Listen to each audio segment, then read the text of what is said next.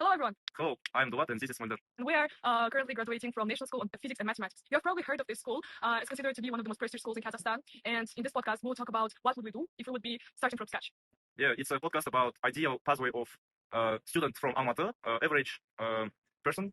Yeah, with like average income and What opportunities. he or she should do to become like a successful high school student or someone who will get into prestigious universities. Yeah, and when we talk about someone successful, it's probably someone who gets into top university stuff. Yeah, get a good job.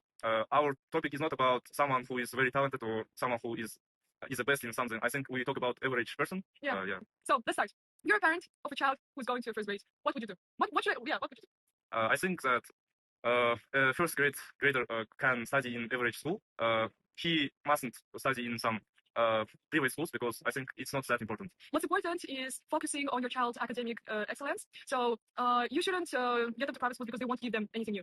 I think what's important is sport because sport will develop child's self-discipline and self-esteem and so on. So I think sport is a basic of child's behavior and mindset. I agree because it's not only about your physical strength. You will also develop like discipline, and you will be more efficient when you do like anything. So you're a straight A student in first to fourth grade. Yeah. In fifth and sixth grade, you start preparing for top schools in Almaty. As you know, it is schools like Nazarbayev Intellectual School, then NSPM and KTL and others like that. The thing is that it is hard to get there. I understand, but if you put effort and if you get your child into some courses, you actually have chances because most of the children don't get there because they simply don't study. Yeah, no pain, no gain. For real. So next step, like we consider that you get into these top schools. So what's next step?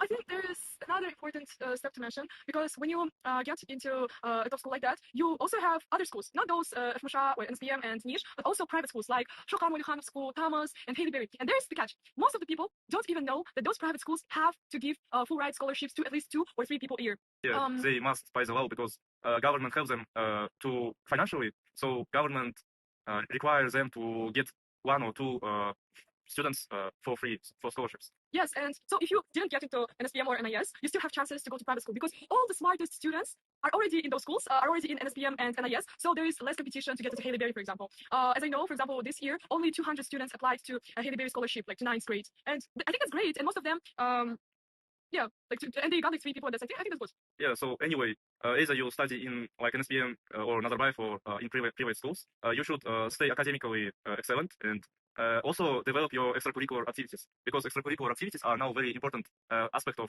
getting into universities. And admission committee will mainly look into your extracurricular activities list. So how to develop your ECAs? You should start finding what you truly love from the very early age. The thing is that, for example, when I was in 7th grade, I was panicking because I didn't have a hobby. I didn't have something I really love. If I could talk to her, to my own 7th grade self, I would tell her, don't worry, just pick something and try. Don't overthink it. Don't think, oh my God, will this thing suit me? Will I be good at this? What if I will fail? If you try something, you will probably start loving it. This is how humans are. Yeah, even if you will fail, there is enough space to find someone or something else. And by developing your abilities in some field, you will be generally more like mature. Yeah, I agree. So, okay, we end with 7th and 8th grades. So now you are in 9th grade. So if you graduated 9th grade, so in the summer between 9th and 10th grade, you should start preparing for exams like SAT or IELTS. Because in 11th grade, you won't have any time. Don't repeat my mistakes. If you will try prepare for those exams only in 11th grade, you have no time for your motivational letters, neither for your university deadlines and stuff like that. So never think you have time. You don't have time. So at this time, I think it's important to have a conversation with your parents, or if you are a parent, you should talk with your child about universities, what you want from universities, where you wanna study, and what's your ambitions, and also financial abilities of your family, academic abilities of yourself, and so on. So conversation will prevent you from big mistakes. Agree. So next step is if you decided to go into USA or in general just into prestige universities around the world, you probably must take SAT and IELTS exams. So there is a question, what you should take first, SAT or IELTS? My answer is taking IELTS first, but I know that here our opinions differ. Oh, there is a little rain. We'll probably cut and... So I think that you should take IELTS first, not SAT. Why? Here's my point. To pass the SAT exam, you must have a very high English level. Also, you must have you must know math and you need critical thinking and other skills. But to pass IELTS, you only need your language proficiency level. That's why if you take IELTS first, you will already have a base when you will take SAT. But what do you think? I agree with the statements, but for me personally, SAT was easier. So I think that for some people it's easier to start with SAT because of easy math and like it will give you like a starting point. Yes, but well, there's also a thing I forgot to mention. When you are in sixth grade, you must already have an interest for English because English opens so many doors, so many opportunities, and your life will get so much easier if you already know English by the time you are in ninth grade. But how do you think like a random child who never spoke in English can learn it? I think it's obvious because in schools there are English teachers, English class. So I think the primary way to learn English is to really learn it in class. Really carefully listen to teacher. Yes. Yeah. Because if you're studying in NSPM or NIS, you probably have really good English teacher, unlike in simple schools. And the best thing you can do, like with the least effort and the maximum output, is just study. Just listen to your teacher. Just don't cheat on the tests, and that will help you. Actually, teachers in such prestigious schools are a huge advantage. And yeah. I think that it's applied not only for English but for every single subject because in such schools like NSPM or like Nazarbayev school, every teacher are very open to opportunities and they probably won't reject your desire to learn something new, right? To like, for example, start a project like my classmate Sadykova. She wanted to add to her portfolio some projects or some research works, and she just asked her biology teacher. She didn't search for some professors from universities or some like huge projects or courses. She just asked her teacher. That's great. I think you should like take full advantage of high quality teachers that you have in such schools. So now we passed SAT and IELTS and we got scores what we wanted.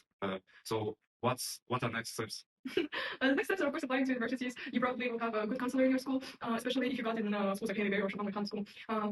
So the next steps are the ones that are easy, just hard to start. Most people just don't know how to start it, how to like search for colleges. So first step is just search for scholarships, grants, and decide on in which countries you want to study and in which universities you want to study. So next step is to look at requirements and some letters like recommendation letter or motivational letter and start to write them actually. I think that's it. So if you have done all these steps really carefully, you probably got to at least one university abroad that's really good, that will further help you in pursuing your dream profession. So as we're finishing our podcast, I want to ask you one advice that you would give to seventh graders getting to FIZMAT. Okay, my first advice is don't delay your goals. Just start right now. I don't think that universities admissions are far away. I think that as every student that watches this right now should go to Khan Academy or English British school, and etc. And just start to prepare your tests right now. Start to search for universities right now. There are hundreds of websites. Just start something, everything, anything, please. Right now. So, Moldir, what mistakes do you see younger students making today that you would warn them about? Don't think that every volunteering project will be good for you.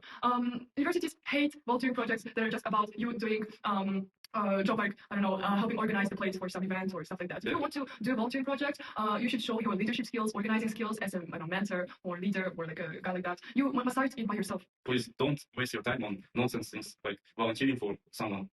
Elderly people, no, I'm just kidding. Is really good if you started it. But like, I think it will give you a good advantage. So, concluding our podcast, today we discussed an ideal pathway of Kazakhstani students. I think it was a good and productive podcast. What can you say? It's brief. There are a lot of other details to add, but it will give you a good understanding of how your life will look like in the years of your high school. Okay, so now goodbye. Bye. Good.